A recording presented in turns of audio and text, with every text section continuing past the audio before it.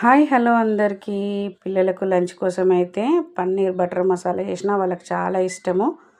ముందుగా అయితే ఒక కడాయిలో బటర్ వేసుకొని పన్నీర్ ముక్కలను చిన్న చిన్న కట్ చేసుకొని ఫ్రై చేసుకోవాలి.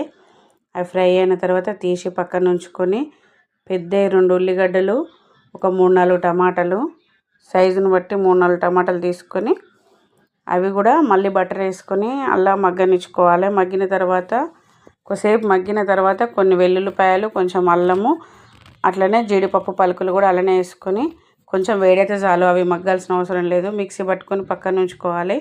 ఇంకొక కడాయి తీసుకొని అదే కడాయిలో కూడా వేసుకోవచ్చు. బటర్ వేసుకొని ఈ ప్యూరీ అంతా అందులో వేసుకొని ఉప్పు, కారం, ధనియాల పొడి, గరం మసాలా వేసుకొని బాగా ఫ్రై అయిన తర్వాత మన గ్రేవీకి సరిపడా వాటర్ వేసుకోవాలి.